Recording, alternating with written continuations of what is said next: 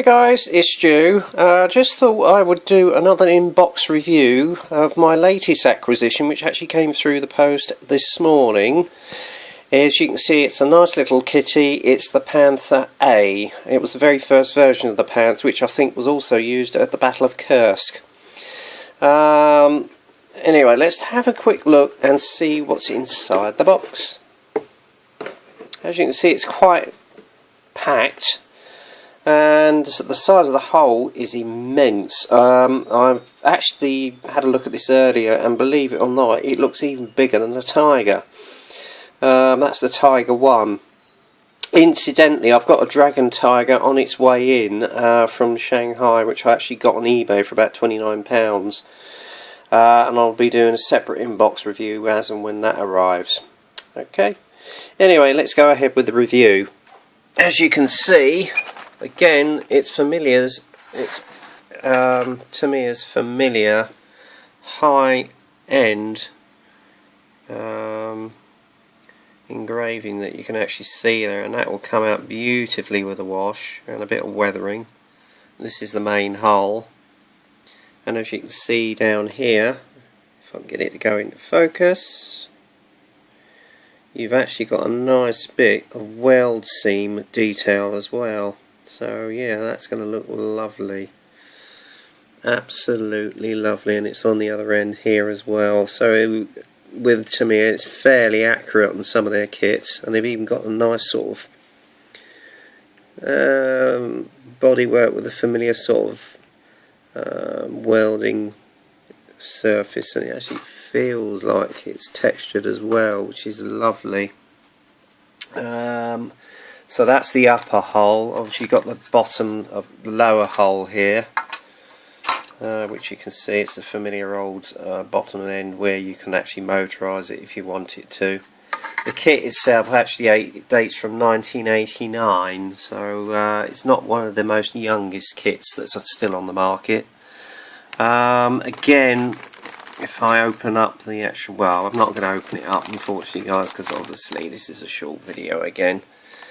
The detail on the turret itself, you can see the texture on there as well. It's absolutely fantastic. So hats off to Tamiya on this. You even got a few of the welding seams on the edge of the turret as well. So if I can get it damn well focus again. I don't know if it's going to. No, sorry guys, it's not. Obviously got the cupola and other detail, and there's the barrel.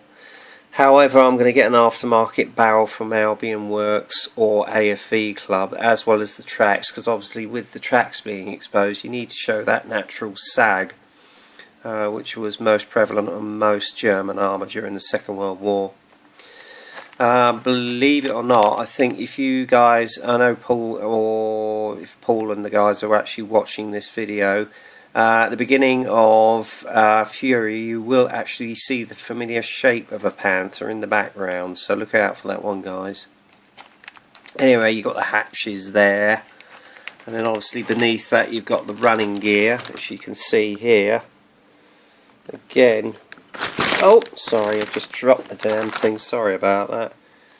Again, the quality of the detail on that, if I get the damn thing to focus, is stupendous. Absolutely stupendous. Really, really lovely. I have to say I'm really looking forward to the build of this one at some stage. And obviously in there you can see the figure. He's a bit hidden. Actually, sod it. Bear with me guys. I'm just going to put this camera down a minute. I'm going to unpack it and then you can actually see it properly. So bear with me a minute. Okay. Right, here we go. I'll get it all out and you can have a closer look at the sprues. Right. There we go. Right. Oh, hello.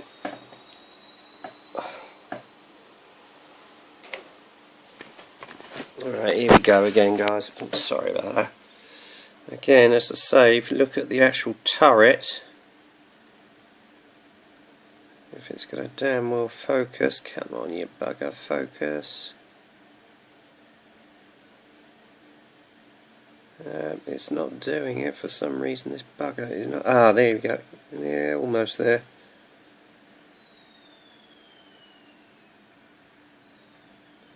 Sorry, I know this is taking a little bit of time, but there you go. Nearly. There you go. Look at the texture on that. Absolutely fantastic. I mean, admittedly, you've even got the weld seams on the side of the turret there, which you can see. It's absolutely brilliant. And then you've got the front of the actual barrel casing. If it's going to damn well focus, come on, you beauty. Again, you've got a nice lot of texturing on there. And there's the cupola, Commander's cupola there. Okay, bottom of the turret.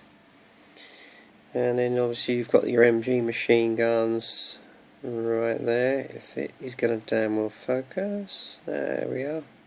Okay, so that's pretty good. This is just the wheel hubs.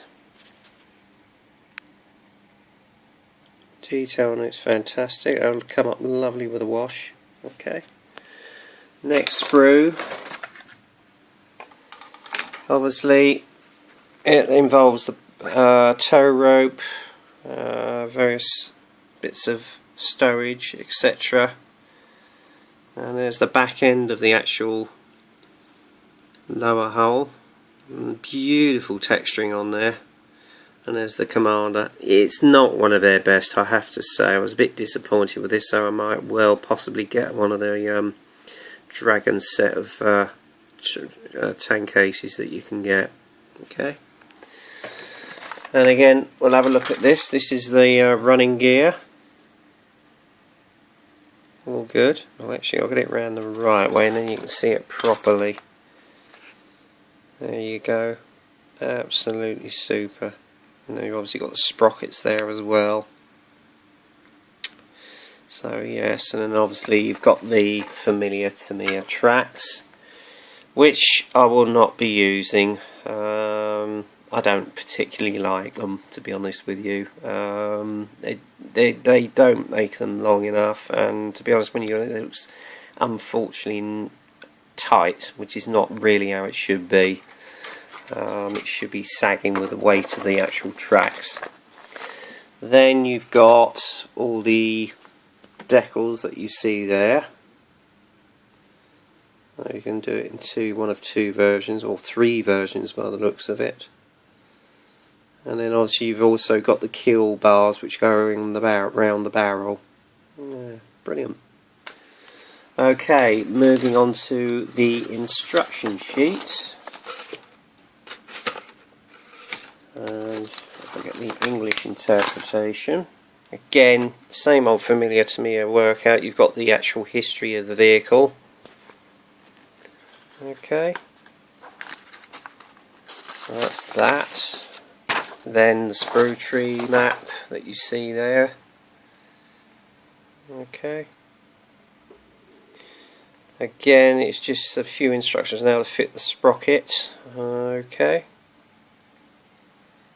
And then you've got the rear of the hull with obviously the exhaust stacks.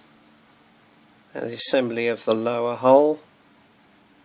And then obviously the running gear. But I mean, like most, well, I'm a novice arm modeler, but like most armour modelers, we don't really put the wheels on until the last, until the end of the build, to be honest with you.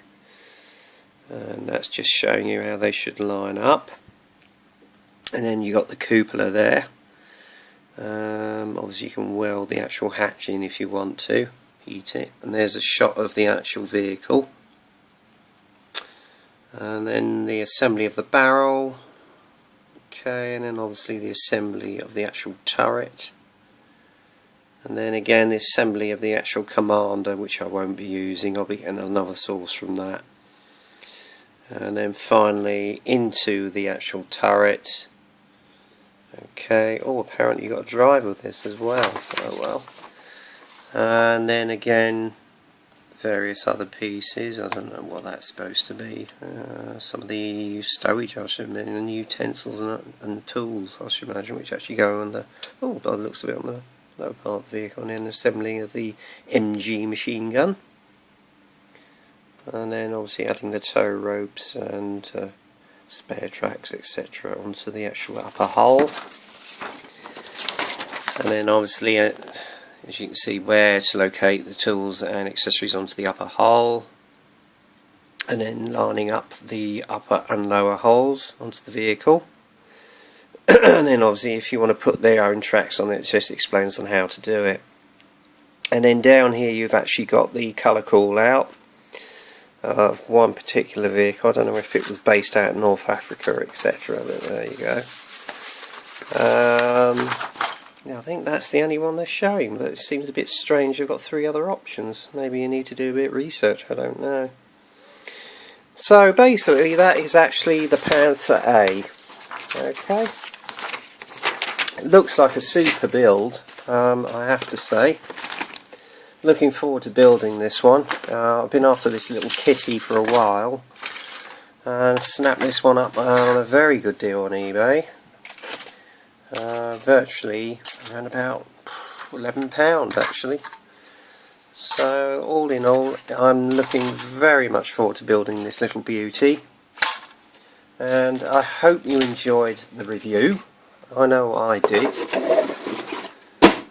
So yeah, that's the Panther A. I may well get a Panther G. I'm not sure if it's going to be a Tamiya or a Dragon kit. I will leave that till a later date. Anyway, until then, happy modelling, get kit crazy, and I'll see you in the next video. Bye for now.